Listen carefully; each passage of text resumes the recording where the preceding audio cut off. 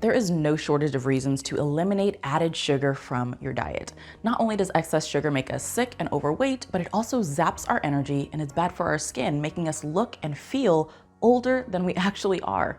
And who wants that? And what's worse is that sugar is an addictive substance. The more you eat, the more you crave. It is a hard, vicious cycle, but one that can be broken. And that's exactly what we're going to dive into in this video. I'm Sanchez, board certified holistic health practitioner and women's health specialist. Personally, I'm very familiar with what it feels like going through life, riding the blood sugar roller coaster and feeling controlled by food and cravings. But I'm also familiar with and can tell you firsthand what it's like on the other side of that journey, free from the cravings, free from feeling out of control around food, and free from the increased risk of the many diseases linked to a high sugar diet. Now, as a practitioner specializing in women's health, it's one of the first things that I help most of my clients do, no matter the goal, no matter their age, and no matter many other factors, because of sugar's widespread negative impact on the body.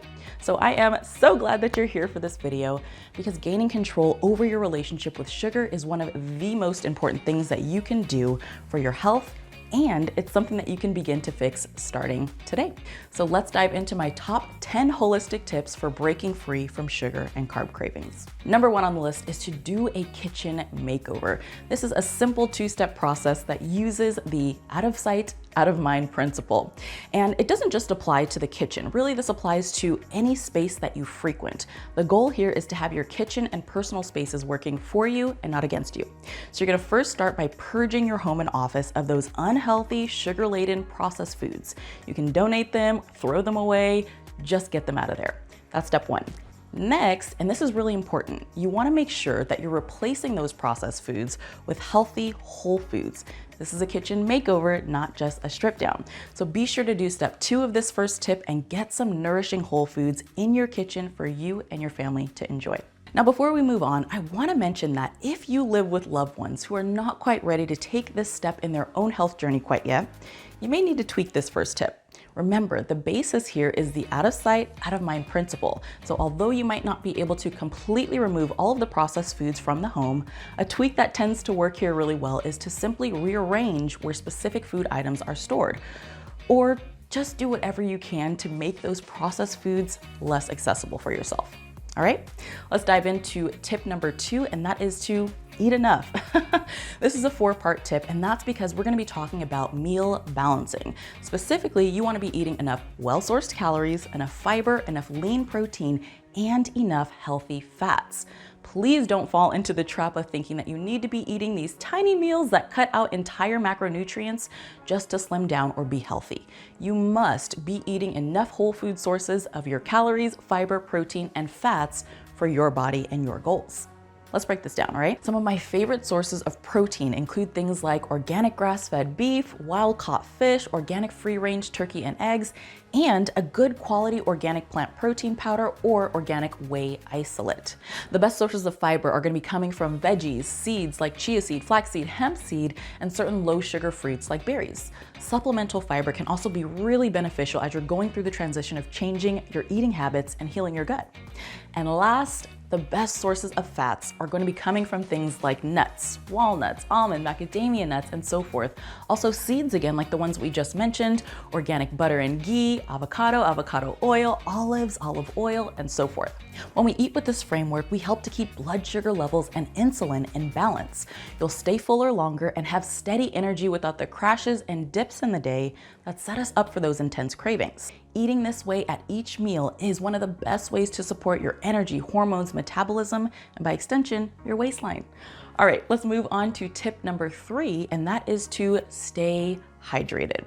Dehydration often mimics hunger. Many people confuse their thirst cues for hunger cues, and then they end up overeating when what their body is really asking for is water. Proper hydration, meaning the right balance of water and electrolytes, is critical to overcoming cravings, controlling your appetite, and keeping your metabolism healthy and strong. Aim to drink a minimum of half your body weight in ounces of high-quality filtered water And for the electrolytes, really simple. Add a pinch of pink or Celtic salt to your first sips of water in the morning. Super simple. All right, let's dive into tip number 4, and that is to nail your meal timing. So we've touched on the importance of eating enough. We've also touched on what to eat, but one of the factors that many people forget to consider is when to eat. Although there is no best time to eat or one-size-fits-all meal schedule, it's really important to remember that our bodies do digest food differently at various times of the day. And this is largely related to the circadian rhythm. Many people tend to think of the circadian rhythm solely in terms of sleep, but it also influences other physiological processes in the body like appetite, digestion, and metabolism. This is another really big topic where customization is needed. However, here are 3 general rules of thumb that you can implement to nail your meal timing so that you can overcome the sugar cravings and reach your body goals faster and with more ease. First up is to limit your daily eating window. Today, many people are familiar with the concept of intermittent fasting, and that's exactly what we're talking about here. This practice has several whole body benefits, one of which is helping to stabilize blood sugar, which again helps to keep your hunger and cravings in check. So try to limit your eating window to 12 to 8 hours per day and let your fast begin 2 hours before bed. Next is to avoid grazing. Generally, keeping your feedings to an average of 3 meals per day is going to be best for your hunger, hormones, and metabolism. Most people have been led to believe by outdated science that in order to reach their fat loss goals, they need to be eating several small meals throughout the day. But research shows that this grazing or constant eating actually contributes to more hunger. So if your goal is to ditch the cravings, do your best to resist the urge to snack and graze. A final general rule of thumb for meal timing is to organize by meal density. So if you're sticking to the 3 meals per day model, allow your first or second meal to be your densest and your third to be the lightest in terms of your carb distribution for the day. All right, so those are our 3 general rules of thumb for tip number 4, which was all about nailing your meal timing.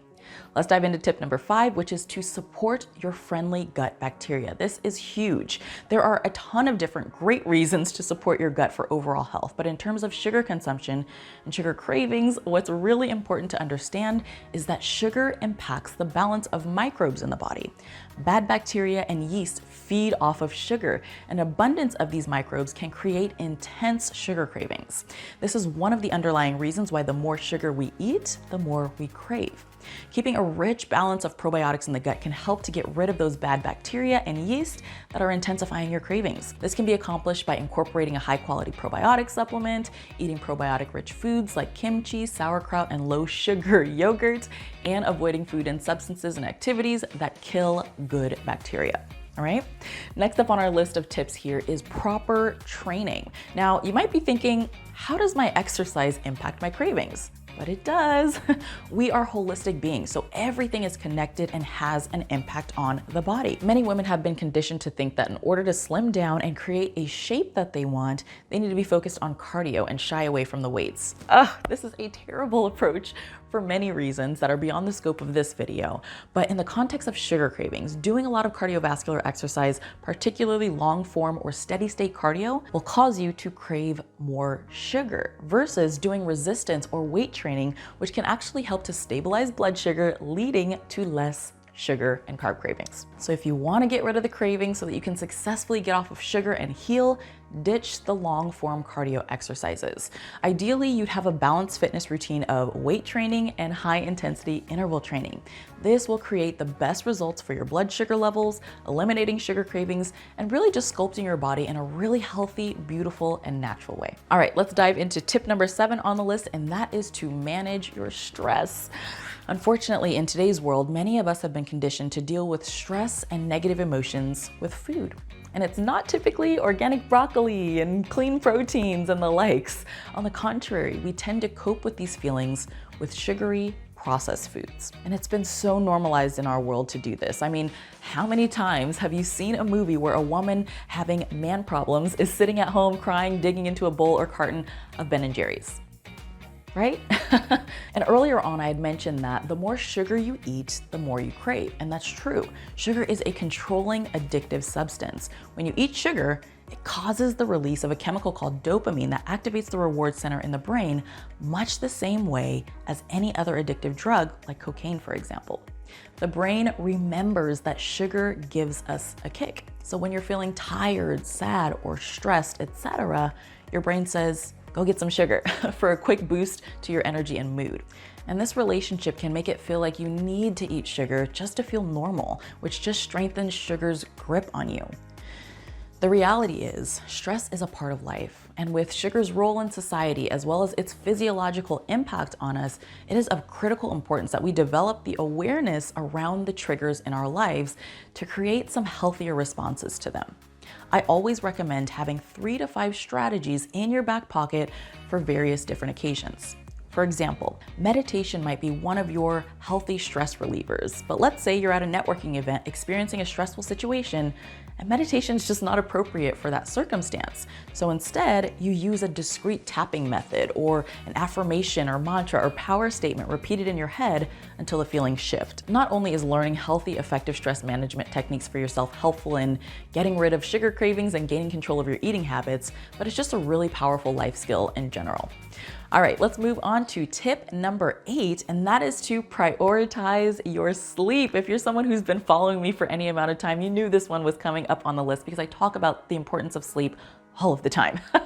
So sleep and hunger have a complex bidirectional relationship, and not prioritizing your sleep is one of the most common and worst ways that we sabotage our health and body goals for a lot of different reasons. But in this context, it's important to know that sleep is a regulator of the hormones that control what we eat, how much we eat, and what our body does with the foods we give it.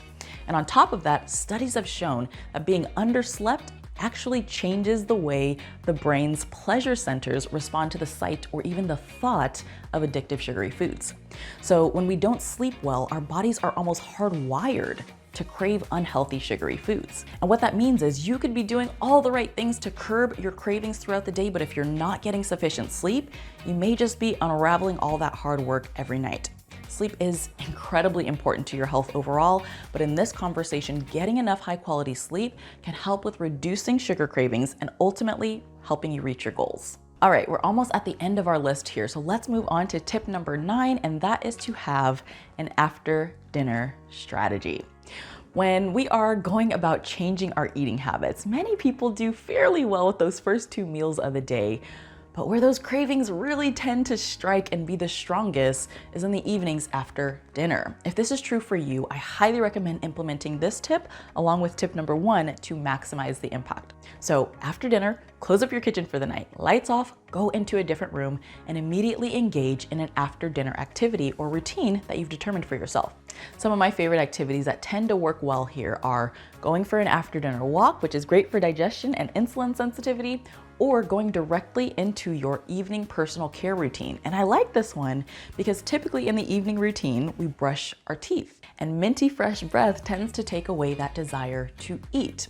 At times, I'll even have some of my clients chew on a piece of minty, clean xylitol gum until bed on top of this tip because additionally it helps to satisfy the desire to chew and munch, right? And the third example that I like to use and recommend frequently is to simply engage in a non-stimulating activity while sipping some warm lemon water or unsweetened, caffeine-free herbal tea.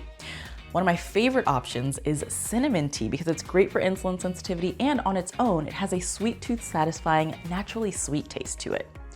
Whatever you choose, the goal of the after dinner strategy is to simply get out of the kitchen environment and distract the brain, which is often enough to successfully move past that temptation and continue toward your sugar-free goal.